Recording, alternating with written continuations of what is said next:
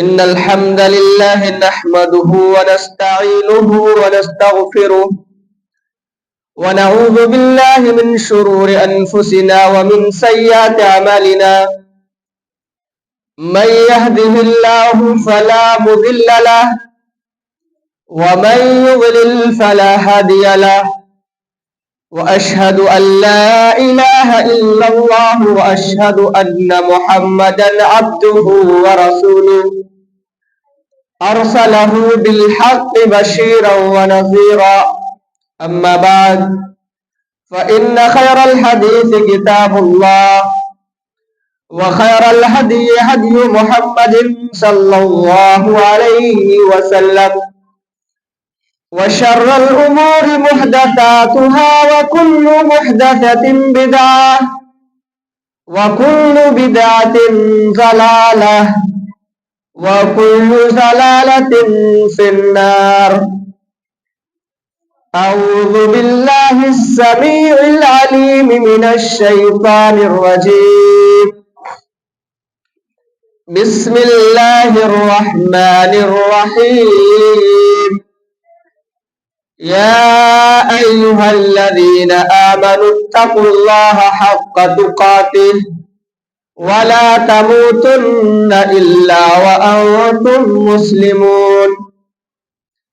يا أيها الناس اتقوا ربكم الذي خلقكم من نفس واحدة وخلق منها زوجها وبث منهما رجالا كثيرا ونساء واتقوا الله الذي تساءلون به والأرحام إن الله كان عليكم رقيبا.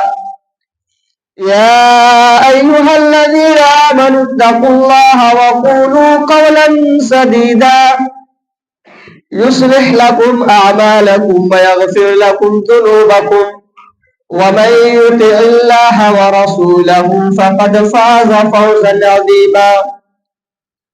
أعوذ بالله من الشيطان الرجيم. بسم الله الرحمن الرحيم. يقلب الله الليل والنهار إن في ذلك لعبرة لأولي الأبصار. وقال النبي صلى الله عليه وسلم الشتاء ربيع المؤمن قصر نهاره فصام وطيال ليله فقام. رب اشرح لي صدري ويسر لي أمري واحلل عقدة من لساني يفقه قولي. رب يسر ولا تعسر وتمم بالخير. رب زدني علما. اللهم رب زدنی علما. آمین. معزز سامعین کرام، پردہ نشین پیاری مائیں اور بہنیں اور میرے دینی و ملی بھائیوں، عزیز ساتھیوں، تمام قسم کی تعریف و توصیف، بڑائی، بزرگی، کبریائی اللہ وحدہ لا شریک خالق کائنات مالک ارض و سما کے لیے ہے، جنہوں نے ہم سب کو پیدا فرمایا اور ساری مخلوقات میں سے سب سے بہتر مخلوق ہم سب کو انسان بنایا اور اشرف المخلوقات جیسے لقب سے ملقب کیا. ہماری رشد و ہدایت کے لیے، ہمیں سیدھی راہ پر لانے کے لیے، غلط اور صحیح کے درمیان فرق بتلانے کے لیے بے شمار انبیاء اکرام علیہ السلام کو ہمارے لیے بھیجا، کتابیں نازل فرمائی اور ہمیں صحیح اور غلط کے درمیان فرق کو بتلایا. اس دنیا کے اندر جتنے بھی انبیاء و رسول آئے، ان تمام انبیاء اکرام علیہ السلام پر درود و سلام کے پھول نشاور ہوں. خصوصاً بالخصوص ہمارے اور آپ کے آخری نبی عبداللہ کے لخت جگر، آمینہ کے لال، مدینہ کے تاجدار، احمد مجتبی محمد مصطفیٰ سرکار دو عالم صلی اللہ تعالی علیہ وسلم پر اللہم صلی وسلم اللہم بارک علیہ. معزز سامعین کرام، ابھی ہم اور آپ جس موسم سے گزر رہے ہیں یا یہ موسم ابھی جو چل رہا ہے یہ سردی کا موسم ہے. اللہ کی قدرت سے جب اس کی ٹھنڈی میں شدت آ جاتی ہے، یعنی جب بہت زیادہ ٹھنڈی بڑھ جاتی ہے، تو کمزور یا بڑے بوڑھے اور بیمار قسم کے لوگ، بلکہ اچھے لوگوں کو بھی بہت ساری پریشانیوں کا سامنا کرنا پڑتا ہے. عبادات انجام دینے کے لیے پانی کا استعمال کرنے، مسجد آنے جانے یا اس طرح کے دیگر اعمال انجام دینے کی وجہ سے انہیں بیماری اور ضرر اور نقصان کا اندیشہ رہتا ہے، ڈر رہتا ہے. لیکن چونکہ مذہب اسلام آسانی اور رحم دلی کا پیکر ہے، مذہب اسلام کسی بھی آدمی کے ساتھ سختی نہیں چاہتا ہے بلکہ آسانی چاہتا ہے. اور یہ مذہب اپنے متبعین کو، اپنے پیروکار کو، اپنے ماننے والوں کو تمام طرح کی مشقتوں، پریشانیوں اور خطروں سے محفوظ رکھنے کا حل اور سولوشن اپنے اندر رکھتا ہے. اسی لیے جاڑے کے موسم میں لوگوں کو پیش آنے والی مشقتوں اور پریشانیوں کا علاج بھی بعض آسانیوں اور سہولیات کی صورت میں امت مسلمہ کو عطا کر دیا ہے. آج کے خطبہ جمعہ میں انشاءاللہ ہم لوگ اسی موسم سرما کے تعلق سے چند باتیں اور چند مسائل کو جاننے کی کوشش کریں گے. اللہ تعالیٰ سے دعا کرتا ہوں اللہ تعالیٰ ہمیں قرآن و حدیث کی روشنی میں حق اور سچ باتیں کہنے اور سننے کے بعد سامعین کو ان باتوں پر عمل کرنے کی توفیق دے. آمین ثم آمین. سب سے پہلی اہم بات یہ ہے کہ موسم سرما، ٹھنڈی کا موسم مومن کے لیے بڑی خیر و برکت کا باعث ہے. اس موسم کی خصوصیت یہ ہے کہ اس موسم میں دن چھوٹے ہوتے ہیں اور اس کے دن سرد ہوتے ہیں، دھوپ نہیں رہتی ہے، گرمی نہیں رہتی ہے، جس کی وجہ سے آدمی بلا کسی مشقت و پریشانی اور بلا کسی دقت کے آسانی کے ساتھ نفلی روزے رکھ سکتے ہیں. اسی طرح سے اس مہینے میں رات لمبی ہوتی ہے، جس کی وجہ سے آدمی آسانی کے ساتھ اپنی نیند پوری کر کے رات کا کچھ حصہ عبادتوں میں، نوافل میں، تہجد کی نماز وغیرہ میں لگا سکتا ہے اور آسانی کے ساتھ بہت ساری نیکیاں اور اجر و ثواب حاصل کر سکتا ہے. اللہ کے نبی صلی اللہ علیہ وسلم نے اس موسم کو بہار کا موسم کہا ہے. اللہ کے نبی صلی اللہ علیہ وسلم کی حدیث ہے، عن ابی سعید الخدری رضی اللہ تعالی عنہ قال قال رسول اللہ صلی اللہ علیہ وسلم الشتاء ربیع المؤمن قصر نهاره فصام وطال لیله فقام. رواہ البیہقی فی السنن الکبری. حدیث نمبر 8456. راوی حدیث ابو سعید خدری رضی اللہ تعالی عنہ ہے. وہ بیان کرتے ہیں کہ اللہ کے نبی صلی اللہ علیہ وسلم نے ارشاد فرمایا، سردی کا موسم مومنوں کے لیے موسم بہار ہے، بہار کا موسم ہے. بہار کے موسم میں جیسے چاروں طرف بڑا سہانا لگتا ہے، نئے نئے پتیاں درختوں میں نکل رہے ہوتے ہیں، ہرا بھرا لگتا ہے، نئے نئے پھول نکل رہے ہوتے ہیں، بڑا سہانا لگتا ہے. تو نبی کریم صلی اللہ علیہ وسلم نے اس ٹھنڈی کے موسم کو بہار کا موسم کہا ہے. کیوں؟ قصور نہارہ فصام، اس کے دن چھوٹے ہوتے ہیں تو مومن آسانی کے ساتھ روزہ رکھتا ہے. وطال لیلہ فقام، اور رات لمبی ہوتی ہے، کئی کئی گھنٹے سونے کے لیے آدمی کو مل جاتا ہے، جس سے آدمی آسانی کے ساتھ نیند پوری کر کے کچھ حصے میں نمازیں اور نماز تہجد وغیرہ بھی ادا کر لیتا ہے. اسی وجہ سے صحابہ کرام رضوان اللہ تعالی علیہم اجمعین اور سلف صالحین اس موسم کا فائدہ اٹھاتے ہوئے کثرت سے روزے رکھتے تھے اور قیام اللیل اور تہجد ادا کر کے خوب فائدہ اٹھاتے تھے. اس لیے ہم سب کو مومنوں کو چاہیے کہ اس موسم کو غنیمت جانتے ہوئے اس موسم کا بھرپور فائدہ اٹھایا جائے. خاص کر کے عورتوں میں سے، خواتین میں سے جن کے روزے رمضان میں چھوٹ جاتے ہیں، ان کو اس موسم میں اور روزوں کی قضا کرنے میں بڑی آسانی ہے، اس لیے پہلی فرصت میں انہیں قضا کر لینی چاہیے۔ دوسری اہم بات یہ ہے کہ کسی بھی چیز کے پیچھے، کسی بھی چیز کے وجود کے پیچھے اس کا ایک سبب ہوتا ہے۔ اسی طرح سے موسم سرما کے پیچھے، ٹھنڈی کے موسم کے پیچھے بھی ایک سبب ہے۔ سائنسی تحقیق ٹھنڈی کے موسم کے آنے کی بہت ساری وجوہات بتاتی ہیں، مگر سائنس کی نگاہ میں چاہے کوئی بھی وجوہات ہو ٹھنڈی کے موسم کے آنے کی، لیکن اللہ کے نبی صلی اللہ علیہ وسلم نے ٹھنڈی کے موسم آنے کی جو وجہ بتائی ہے وہ وجہ ہماری ذہن میں ہونی چاہیے۔ کیا وجہ بتائی ہے؟ حدیث اس کی وضاحت کرتی ہے۔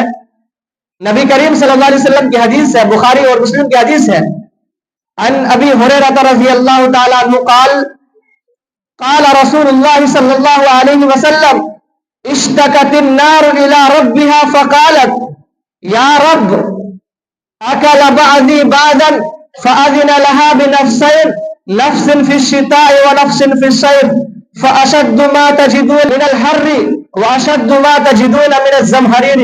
صحیح بخاری حدیث نمبر 3260۔ اسی طرح سے یہ حدیث صحیح مسلم حدیث نمبر 617 کے اندر موجود ہے۔ راوی حدیث ابو ہریرہ رضی اللہ تعالیٰ عنہ ہے۔ وہ بیان کرتے ہیں کہ اللہ کے نبی صلی اللہ علیہ وسلم نے ارشاد فرمایا کہ اشتکت النار الی ربها، ایک مرتبہ جہنم کی آگ نے اللہ تعالیٰ سے شکایت کی۔ کیا شکایت کی؟ فقالت ربی اکل بعضی بعضا، جہنم کی آگ نے شکایت کرتے ہوئے اللہ تعالیٰ سے کہا کہ اے میرے رب، میرے بعض حصے کو کھا رہا ہے، مجھے سانس لینے کی اجازت دیجیے، مجھے سانس لینے کا حکم دیجیے۔ فَأَذِنَ لَهَا بِنَفْسَيْنِ، اللہ رب العالمین نے جہنم کو 2 سانس لینے کا حکم دے دیا۔ نفس فی الشتاء، ایک سانس سردی کے موسم میں، ونفس فی الصیف، اور دوسری سانس گرمی کے موسم میں۔ فَأَشَدُّ مَا تَجِدُونَ مِنَ الْحَرِّ وَأَشَدُّ مَا تَجِدُونَ مِنَ الزَّمْهَرِيرِ، پس تم لوگ جو انتہائی شدت کی گرمی محسوس کرتے ہو یا انتہائی شدت کی ٹھنڈک محسوس کرتے ہو، یہ جہنم کے سانس لینے کی وجہ سے ہے۔ پتہ کیا چلا کہ بہت زیادہ گرمی کا آ جانا، بہت زیادہ ٹھنڈک بڑھ جانا، یہ جہنم کے سانس لینے کی وجہ سے ہوتا ہے۔ اب جہنم کس طرح سے سانس لیتی ہے؟ ہم لوگوں کی طرح سانس لیتی ہے یا کیسے لیتی ہے؟ تو یہ غیب کی بات ہے، اس کی وضاحت کتاب و سنت میں موجود نہیں ہے۔ بس ہمیں اتنی چیزوں پر ایمان رکھنا ضروری ہے کہ جہنم بھی سانس لیتی ہے، اور جہنم کے سانس لینے کی وجہ سے گرمی ہوتی ہے اور ٹھنڈی ہوتی ہے۔ باقی کیسی سانس لیتی ہے نہیں لیتی ہے اس کی تفصیل میں نہیں جانا چاہیے۔ اسی طرح سے تیسری اہم بات یہ ہے کہ موسموں کا تغیر و تبدل، یعنی کبھی موسم کا بہت زیادہ گرم ہو جانا، کبھی بہت زیادہ ٹھنڈ ہو جانا، کبھی بہت زیادہ بارش ہونے لگنا، کبھی رات ہو جانا، کبھی دن ہو جانا، یہ اللہ رب العالمین کی عظمت و قدرت کی عظیم نشانیوں میں سے ایک نشانی ہے۔ یہ ساری چیزیں اللہ تعالیٰ کے حکم سے ہوتی ہیں، یہ سارا نظام اللہ تعالیٰ کے حکم سے چل رہا ہے۔ اللہ تعالیٰ سورہ نور آیت نمبر 44 کے اندر ارشاد فرماتا ہے یقلب اللہ اللیل والنہار ان فی ذلک لعبرۃ لأولی الابصار، کہ رات و دن کو بدلنے والی ذات اللہ تعالیٰ ہی ہے۔ رات کے بعد دن، دن کے بعد رات، ٹھنڈی کے موسم کے بعد گرمی، گرمی کے بعد سردی، کبھی بارش، ان سارے ہیر پھیر کرنے والی ذات اللہ تعالیٰ ہے۔ ان فی ذلک لعبرۃ لأولی الابصار، اور دن و رات کی موسموں کی اس تبدیلی میں، اس ہیر و فیر میں عقل مندوں کے لیے بڑی نشانیاں ہیں، بڑی عبرت کی چیز ہے۔ اب کبھی کبھار موسم خراب ہو جاتا ہے، یا انسان کے اکارڈنگ نہیں ہوتا ہے تو آدمی موسم کو برا بھلا کہنے لگتا ہے.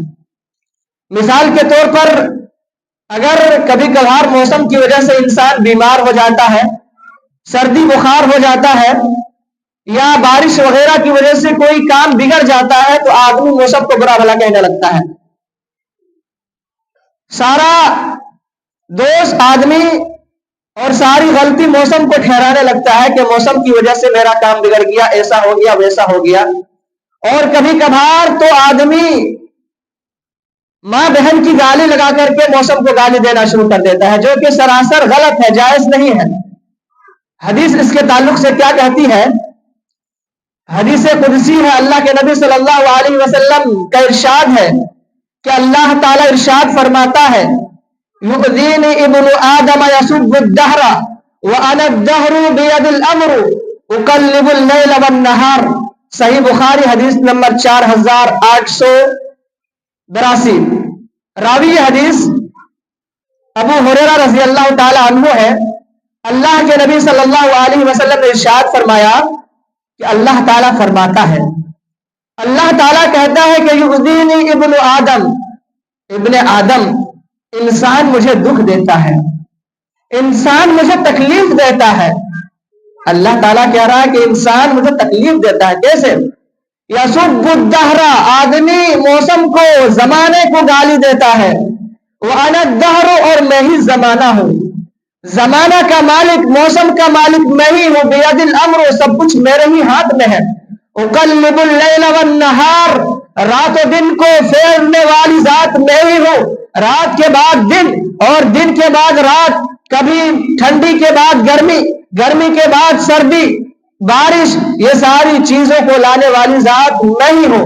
تو آدمی اگر موسم کو برا بھلا کہتا ہے، موسم کو گالی دیتا ہے، تو گویا کہ وہ اللہ تعالیٰ کو گالی دیتا ہے، اللہ تعالیٰ کو برا بھلا کہتا ہے.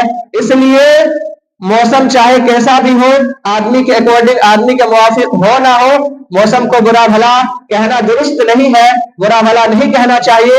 جو بھی ہوتا ہے اللہ کے حکم سے ہوتا ہے، ہمیں اللہ تعالیٰ کے حکم اور فیصلے پر راضی اور خوش رہنا چاہیے.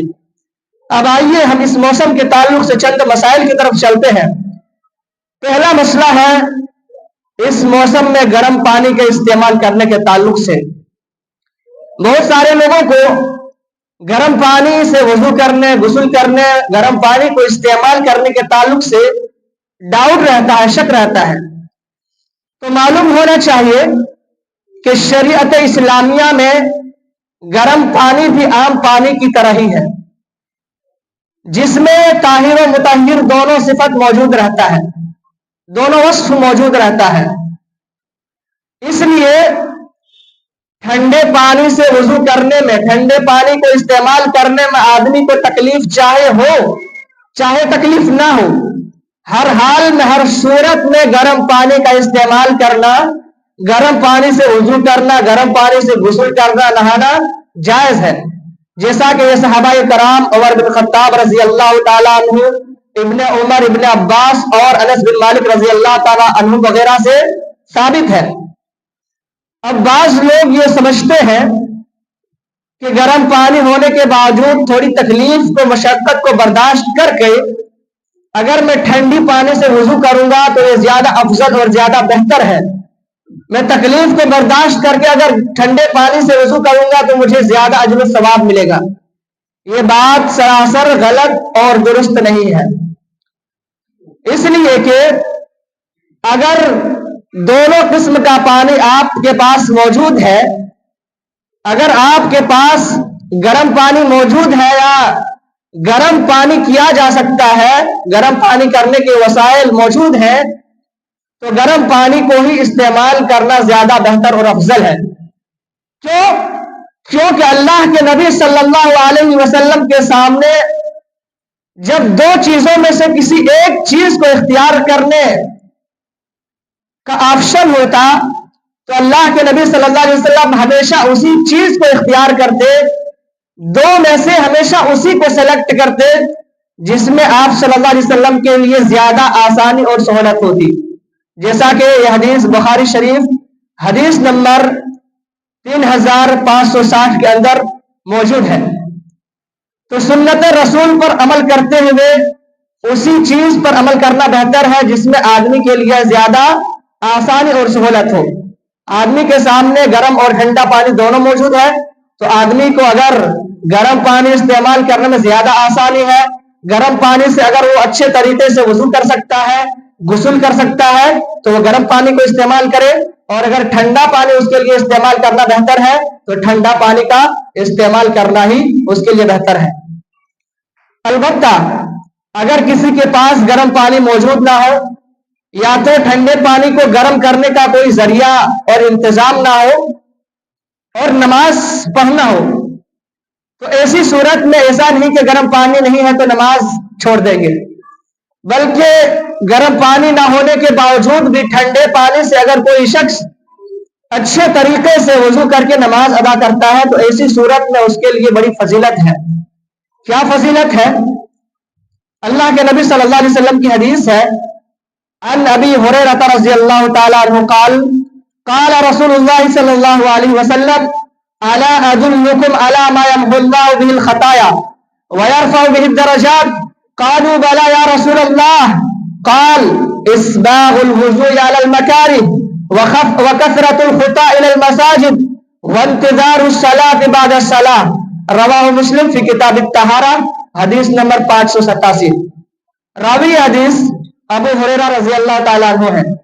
وہ بیان کرتے ہیں کہ اللہ کے نبی صلی اللہ علیہ وسلم نے ارشاد فرمایا, صحابہ کرام سے پوچھا, الا ادلکم علی ما یمحو اللہ بالخطایا ویرفع به الدرجات, کیا میں تم لوگوں کو ایک ایسا عمل نہ بتاؤں, کیا میں تم لوگوں کو ایک ایسا کام نہ بتا دوں کہ اگر وہ کام تم لوگ کر لو, اگر وہ اعمال انجام دے دو تو تمہارے گناہ مٹا دیے جائیں گے, تمہاری خطائیں معاف کر دی جائیں گی, وَيَرْفَعُ بِهِ الدَّرَجَاتِ, اور تمہارے درجات بلند کر دیے جائیں گے.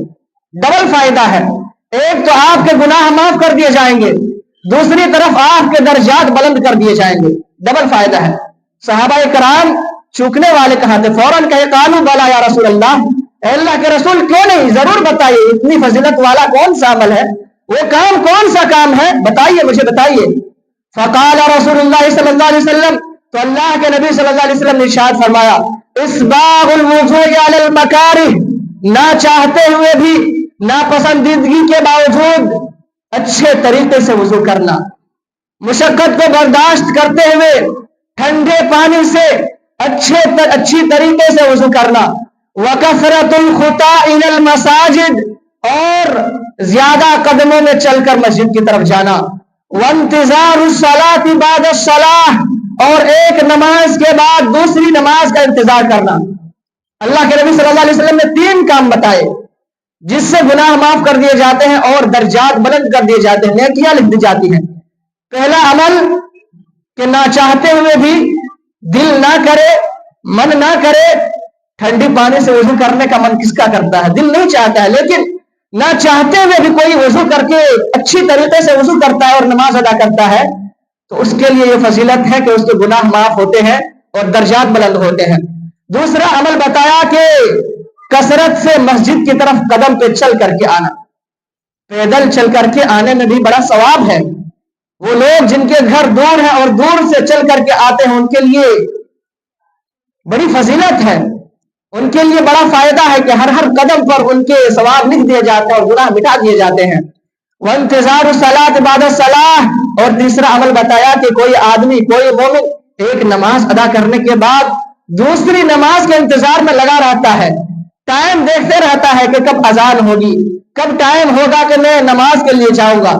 اس کا ذہن و دماغ مسجد کی طرف لگا رہتا ہے, اس کا دھیان مسجد کی طرف لگا رہتا ہے, تو ایسے شخص کے لیے بھی فضیلت ہے کہ اس کے دھیان کی وجہ سے, اس کی نیت کی وجہ سے, اس کے ذہن مسجد کی طرف, نماز کی طرف لگنے کی وجہ سے اس کے گناہ معاف کر دیے جاتے ہیں اور درجات بلند کر دیے جاتے ہیں.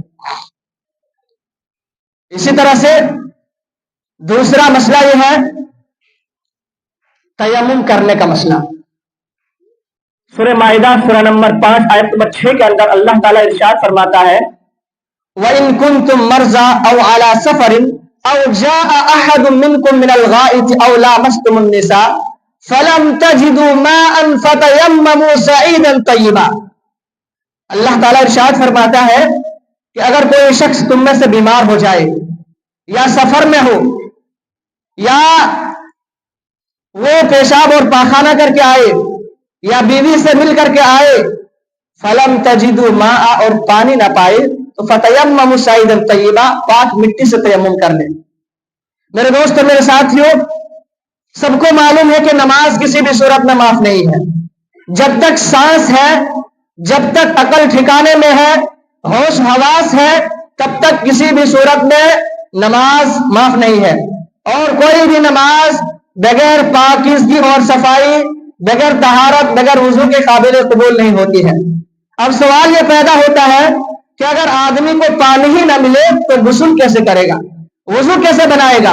یا پانی مل جائے لیکن وہ آدمی بیمار ہے، ڈاکٹروں نے ان کو پانی استعمال کرنے سے، نہانے سے، وضو بنانے سے، پانی کو چھونے سے منع کر دیا ہے، تو پھر وہ آدمی کیا کرے گا؟ کیا وہ آدمی نماز نہیں پڑھے گا؟ نماز پڑھے گا۔ اس کے لیے اسلام نے ایک دوسرا طریقہ بتایا ہے، دوسرا کنسپٹ اس کے سامنے پیش کیا ہے کہ وہ آدمی تیمم کے ذریعہ پاکیزگی حاصل کرے گا اور نماز ادا کرے گا۔ اسی طرح سے اگر کوئی شخص ٹھنڈی کی وجہ سے بہت زیادہ ٹھنڈک ہے اور اگر پانی بھی بہت زیادہ ٹھنڈ ہے جس کی وجہ سے اس کو ڈر لگتا ہے کہ پانی میں استعمال کروں گا تو بیمار ہو سکتا ہوں یا میں مر بھی سکتا ہوں، ہلاک بھی ہو سکتا ہوں، تو ایسی صورت میں ٹھنڈی کی وجہ سے بھی آدمی تیمم کر کے نماز پڑھ سکتا ہے، پاکیزگی حاصل کر سکتا ہے۔ ٹھنڈی کی وجہ سے تیمم کرنے کا ثبوت صحابہ کرام سے ثابت ہے، جیسا کہ عمرو بن العاص رضی اللہ تعالیٰ عنہ بیان کرتے ہیں کہ ایک مرتبہ اللہ کے نبی صلی اللہ علیہ وسلم نے ہمیں غزوہ ذات السلاسل میں بھیجا۔ اس دوران مجھے احتلام ہو گیا، نائٹ فال ہو گیا، رات بہت زیادہ ٹھنڈ تھی، بہت زیادہ سرد تھی۔ مجھے ڈر محسوس ہوا کہ اگر میں غسل کروں گا، پانی بھی بہت زیادہ ٹھنڈا ہے، اگر میں نہا لوں تو ہلاک بھی ہو سکتا ہوں، ان اہلکا میں میری جان بھی جا سکتی ہے۔ فتیمموا تو میں نے تیمم کر لیا، ثم صلیت باصحاب الصبح اور میں نے مٹی سے تیمم کر کے اپنے صحابہ کرام کو، اپنے ساتھیوں کو فجر کی نماز پڑھا دی۔ جب ہم لوگ نبی کریم صلی اللہ علیہ وسلم کے پاس آئے اور نبی کریم صلی اللہ علیہ وسلم کی جب یہ بات بتائی گئی تو نبی کریم صلی اللہ علیہ وسلم نے پوچھا، یا عمر اصلیت باصحابک وانت جنوب، اے عمر کیا تم نے اپنے ساتھیوں کو ناپاکی کی حالت میں نماز پڑھا دی؟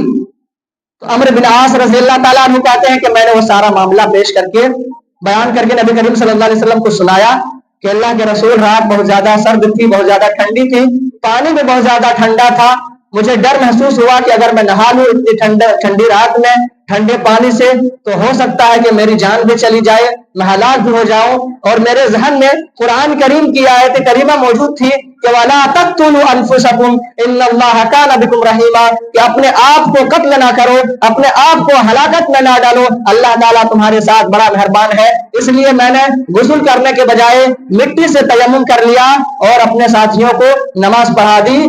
فضحك رسول اللہ صلی اللہ علیہ وسلم ولم يقل شيء، تو نبی کریم صلی اللہ علیہ وسلم مسکرا دیے، ہنس دیے اور اس کو کچھ نہیں کہا۔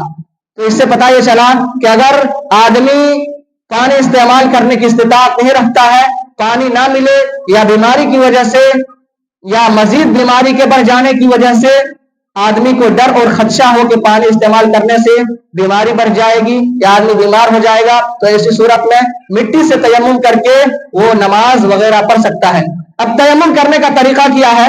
اللہ کے نبی صلی اللہ علیہ وسلم نے عمار بن یاسر رضی اللہ تعالی عنہ کو تیمم کا طریقہ بتاتے ہوئے ارشاد فرمایا، فضرب النبی صلی اللہ علیہ وسلم بکفیہ الارض، اللہ کے نبی صلی اللہ علیہ وسلم نے ان کو طریقہ بتاتے ہوئے اپنے دونوں ہتھیلی کو زمین پر مارا، ونفخ فیہما، پھر اپنے دونوں ہتھیلیوں پہ پھونک مارا، یعنی ہتھیلی پر جو گرد وغیرہ بالو وغیرہ لٹک جائے اس کو جھاڑ لینا ہے۔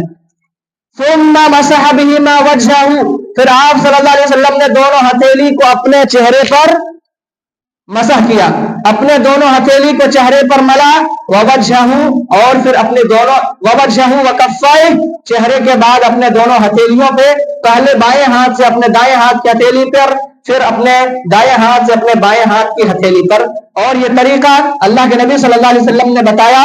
یہ بخاری شریف حدیث نمبر 338 کے اندر یہ طریقہ موجود ہے. تیمم کرنے کا طریقہ کیا ہے؟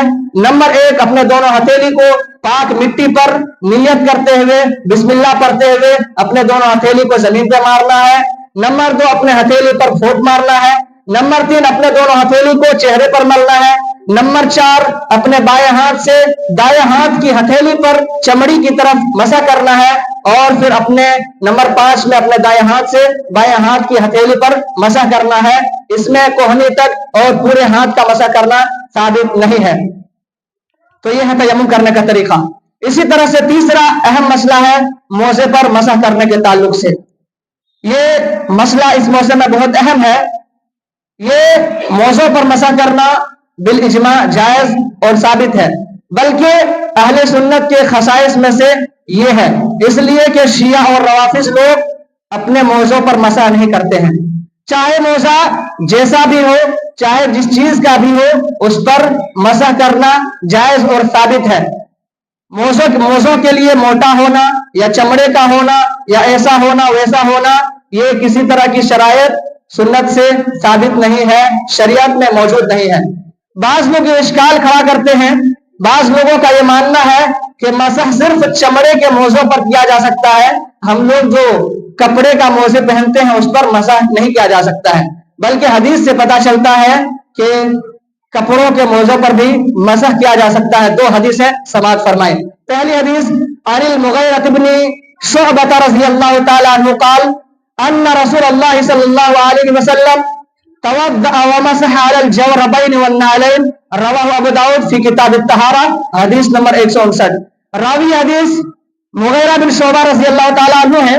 وہ بیان کرتے ہیں کہ اللہ کے نبی صلی اللہ علیہ وسلم نے وضو کیا اور اپنے موزوں پر، جورب کہتے ہیں کسی بھی چیز کو جسے پاؤں میں پہنا جائے، چاہے وہ چمڑے کا ہو، کپڑے کا ہو یا اون کا ہو، چاہے کسی بھی چیز کا ہو، جورب کا اطلاق اس پر ہوتا ہے. تو آپ صلی اللہ علیہ وسلم نے جورب پر، موزے پر مسح کیا، والنعلین، اور اپنے جوتوں پر مسح کیا. تو جوتے کے اوپر بھی مسح کرنا جائز ہے. دوسری حدیث وعن ثعبان رضی اللہ تعالی عنہ قال بعث رسول اللہ صلی اللہ علیہ وسلم سریۃ فاصابهم البرد فلما قدموا على رسول الله صلی اللہ علیہ وسلم فامرهم ان يمسحوا على العصائب والتساخن، رواه ابو داؤد فی کتاب الطہارہ، حدیث نمبر 146. راوی حدیث ثعبان رضی اللہ تعالی عنہ ہیں. وہ بیان کرتے ہیں کہ ایک مرتبہ اللہ کے نبی صلی اللہ علیہ وسلم نے ایک جماعت کو، مجاہدین کے ایک لشکر کو ایک جگہ پر بھیجا، ایک جنگ پر بھیجا. جب وہ لوگ وہاں پر گئے تو ان لوگوں کو ٹھنڈی لگ گئی. جب وہ لوگ واپس آئے، نبی کریم صلی اللہ علیہ وسلم سے ان لوگوں نے یہ بات بتائی تو فَأَمَرَهُمْ أَن يَمْسَحُوا عَلَى الْعَصَائِبِ وَالتَّسَاخِنِ، تو اللہ کے نبی صلی اللہ علیہ وسلم نے ان لوگوں کو موزوں پر مسح کرنے کا اور پگڑیوں پر مسح کرنے کا حکم دیا. عصائب یعنی اس سے ثابت ہوتا ہے کہ آدمی اگر سر پر پگڑی باندھ کر رکھا ہے یا عورتیں اگر سر پر، کان پر مضبوطی کے ساتھ دوپٹہ، چادر وغیرہ باندھ کر رکھی ہے تو وضو کرتے ہوئے سر اور کان کے مسح کے لیے اس کو کھولنے کی ضرورت نہیں ہے، اس کے اوپر بھی مسح کر سکتی ہیں. اسی طرح سے والتساخن، تساخن کہا جاتا ہے کسی بھی چیز کو جسے آدمی پاؤں کو گرم رکھنے کے لیے پہنتا ہے. ظاہر سی بات ہے ہم لوگ ابھی موزہ جو پہنتے ہیں وہ پاؤں کو گرم رکھنے کے لیے ہی پہنتے ہیں تاکہ ہم ٹھنڈی سے ہم اور ہمارا پاؤں بچ سکے، اسی لیے ہم پہنتے ہیں اور اس کو تساخن کہا جاتا ہے. تو نبی کریم صلی اللہ علیہ وسلم نے تساخین پر، ان موزوں پر بھی مسح کرنے کا حکم دیا ہے. تو ان دونوں حدیثوں سے یہ بات معلوم ہوئی کہ موزوں پر، پگڑی پر، دوپٹوں پر بھی مسح کرنا جائز اور ثابت ہے. لیکن موزوں پر مسح کرنے کے تعلق سے چند شرائط معلوم ہونی چاہیے. پہلی شرط یہ ہے کہ آپ کا موزہ پاک صاف ہونا چاہیے. اگر پاک صاف نہیں ہے، گندگی لگی ہوئی ہے تو آپ مسح نہیں کر سکتے ہیں. دوسری شرط یہ ہے کہ آپ کا موزہ ٹھیک ٹھاک ہونا چاہیے. آپ کا موزہ اتنا بڑا ہونا چاہیے کہ آپ کے ٹخنوں کے جو ہڈیاں ہیں وہ ڈھکی ہوئی ہونی چاہیے. بازار میں ابھی جو بالکل شارٹ موزے چل رہے ہیں جو ٹخنے کے نیچے رہتے ہیں ان موزوں پر مسح نہیں ہوگا، بلکہ آپ کے ٹخنے کی ہڈیاں جو پاؤں پر ابھری ہوئی ہیں ان ہڈیوں کے اوپر آپ کا موزہ ہونا چاہیے. تیسری شرط اور اہم شرط یہ ہے کہ آپ اپنے موزے طہارت کی حالت میں پہنے ہوں، یعنی آپ اپنے موزوں پر مسح اسی وقت کر سکتے ہیں جب آپ نے اپنے موزوں کو اس وقت پہنا تھا جب آپ وضو کی حالت میں تھے۔ یعنی اگر کسی نے بغیر وضو کے موزہ پہن لیا، یعنی آدمی کہیں جانے لگتا ہے مہمانی وغیرہ میں، بازار وغیرہ، تو جلدی جلدی موزہ پہن لیتا ہے اور جوتا پہن کر کے چلا جاتا ہے اور اس وقت وہ بغیر وضو کے ہوتا ہے، تو ایسی صورت میں جب وہ وضو کرے گا تو مسح نہیں کر سکتا ہے، بلکہ اسی صورت میں وہ مسح کر سکتا ہے جب انہوں نے موزے کو وضو کی حالت میں پہنا ہوا تھا۔ اگر بغیر وضو کی حالت میں پہنا ہے تب مسح نہیں کر سکتا ہے، جیسا کہ یہ حدیث سے ثابت ہے۔ چوتھی شرط یہ ہے کہ آدمی موزے پر مسح وقت مقررہ تک ہی کر سکتا ہے، یعنی موزے پر مسح کرنے کے تعلق سے ایک وقت اور ایک لمٹ ہے، اسی لمٹ کے اندر ہی وہ مسح کر سکتا ہے۔ وہ لمٹ کیا ہے؟ حدیث کے اندر ہے، ابو داؤد شریف حدیث نمبر 157، اللہ کے نبی صلی اللہ علیہ وسلم نے ارشاد فرمایا، المسح علی الخفین للمسافر ثلاثۃ ایام وللمقیم یوم ولیلۃ۔ مسافر آدمی کے لیے جو سفر میں رہتا ہے اس کے لیے 3 دن 3 رات ہے، یعنی مسافر سفر میں رہنے والا آدمی 72 گھنٹے تک اپنے موزوں پر مسح کر سکتا ہے۔ وللمقیم یوم ولیلۃ، اور مقیم آدمی جو اپنے گھر میں رہتا ہے جیسے ہم لوگ 1 دن یعنی 24 گھنٹے تک مسح کر سکتے ہیں۔ اور یہ ٹائمنگ کب شروع ہوگا؟ جب آدمی نے موزے پر پہلا مسح کیا۔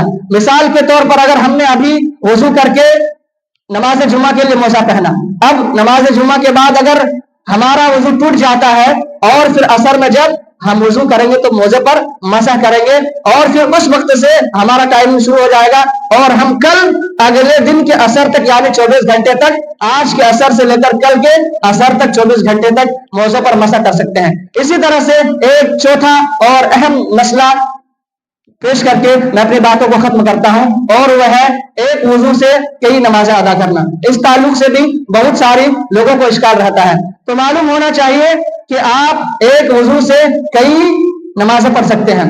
بہت سارے لوگ جیسے مغرب کی نماز پڑھ کر گئے اور بہت سارے لوگ قرآن پڑھنے میں یا دیگر کتابیں پڑھنے میں مشغول ہو رہ جاتے ہیں اور ان کا وضو نہیں ٹوٹتا ہے۔ تو اگر وضو نہیں ٹوٹا ہے تو آدمی مغرب کے وقت کیے ہوئے وضو سے عشاء کی نماز بھی پڑھ سکتا ہے، لیکن یہ دھیان میں ہونا چاہیے کہ بیچ میں آپ کا وضو نہیں ٹوٹا ہے۔ اس کی دلیل کیا ہے؟ دلیل یہ مسلم شریف کے اندر کتاب الطہارہ حدیث نمبر 642 کے اندر موجود ہے۔ اللہ کے نبی صلی اللہ علیہ وسلم ان رسول اللہ صلی اللہ علیہ وسلم صلی الصلوات یوم الفتح بوضوء واحد، اللہ کے نبی صلی اللہ علیہ وسلم نے فتح مکہ کے دن ایک ہی وضو سے کئی ساری نمازیں ادا کی تھی۔ یہ مسلم شریف کی حدیث ہے، تو پتہ چلتا ہے کہ ایک وضو سے آدمی 2 نمازیں 3 نمازیں یعنی جب تک اس کا وضو باقی رہتا ہے تب تک نماز پڑھ سکتا ہے، لیکن بیچ میں اس کا مکمل دھیان ہونا چاہیے کہ ان کا وضو نہیں ٹوٹا ہے۔ اگر شک ہو جائے تو بہتر اسی میں ہے کہ دوبارہ وضو کر لے۔ وضو کن چیزوں سے ٹوٹ جاتا ہے یہ بھی معلوم ہونا چاہیے کہ اگر آدمی اس بیچ میں اگر پیشاب اور پاخانہ نہیں کرتا ہے، یا اسی طرح سے اگر ہوا خارج نہیں ہوا، اسی طرح سے اگر آدمی کے شرمگاہ چھونے سے بھی اگر کپڑے کے نیچے سے اگر چھو لیتا ہے تو اس سے بھی وضو ٹوٹ جاتا ہے، یعنی اگر اوپر سے چھوئے تو نہیں لیکن نیچے سے اگر چھو لیتا ہے تو اس سے بھی وضو ٹوٹ جاتا ہے۔ اسی طرح سے اگر آدمی گہری نیند سے سو جائے تو بھی وضو ٹوٹ جاتا ہے، لیکن ایسے ہی لیٹنے سے یا پھر کھانا وغیرہ کھانے سے یا خون کے نکلنے سے وضو نہیں ٹوٹتا ہے۔ تو یہ چند اہم باتیں اور چند اہم مسائل جو اس موسم کے تعلق سے تھی جو میں نے آپ لوگوں کے سامنے رکھا۔ خلاصہ یہ کلام یہ ہے کہ یہ موسم ٹھنڈی کا موسم، نیکیوں کا موسم بہار ہے، مومن کے لیے موسم بہار ہے۔ دوسری بات یہ ہے کہ ٹھنڈی کا آنا جانا، گرمی کا آنا جانا یہ جہنم کے سانس لینے کی وجہ سے ہوتا ہے۔ تیسری بات یہ ہے کہ یہ سارا کچھ ٹھنڈی کا آنا، ٹھنڈی کا جانا، موسم کا اچھا ہونا خراب ہونا یہ اللہ تعالیٰ کے حکم سے ہوتا ہے، اس لیے موسم کو برا بھلا نہیں کہنا چاہیے۔ چوتھی بات یہ ہے کہ گرم پانی سے وضو کیا جا سکتا ہے، غسل کیا جا سکتا ہے، اپنے استعمال میں لایا جا سکتا ہے۔ پانچویں بات یہ ہے کہ اگر پانی نہ ملے یا بیماری وغیرہ کی وجہ سے پانی کو استعمال کرنا مناسب نہ ہو تو ایسی صورت میں مٹی سے پاکی حاصل کر کے تیمم کر کے جیسا کہ طریقہ بتایا گیا آدمی نماز وغیرہ پڑھ سکتا ہے۔ छठी बात यह है कि आदमी मोजों पर, सर और कांध पर बंधी हुई पट्टियों और पगड़ियों पर, दुपट्टों पर मसह कर सकता है। सातवीं और आखिरी बात यह है कि एक ही वजू से आदमी कई सारी नमाजें अदा कर सकता है जब तक उनका वजू बाकी रहता है। अल्लाह ताला से दुआ है कि अल्लाह ताला हम सब लोगों को इन कही हुई बातों पर अमल करने की तौफीक दे। बार इलाहा हम तमाम मुसलमानों को किताब और सुन्नत के मुताबिक अपने अमाल को अंजाम देने की तौफीक दे। बार इलाहा हम तमाम मुसलमानों को मजहब इस्लाम की हक्कानियत को समझने की तौफीक दे। बार इलाहा हम तमाम मुसलमानों को नबी करीम सल्लल्लाहु अलैहि वसल्लम का आइडियल बनने की तौफीक, आइडियल समझने की तौफीक दे। बार इलाहा हम तमाम मुसलमानों को सहाबा कराम रिज़वानुल्लाह ताला अलैहिम अजमाइन के नक्श कदम पर चलने की तौफीक दे। बार इलाहा हम में से जो परेशान हाल हैं तो उनकी परेशानियों को दूर कर दे। बार इलाहा हम में से जो बीमार हैं, परेशान हैं, तो उनकी बीमारी को दूर कर दे, उन्हें शिफाए कामिला वाजिल अता फरमा। बार इलाहा हम में से जो लोग किसी भी तरीके से परेशान हाल हैं तो उनकी परेशानी को दूर कर दे। बार इलाहा जब तक हमें दुनिया में जिंदा रख, इस्लाम की हालत पर जिंदा रख, और जब हमारा खात्मा हो तो खात्मा बिल खैर हो और हमारा आखिरी कलमा ला इलाहा इल्लल्लाह। आमीन। तकब्बल या रब्बल आलमीन।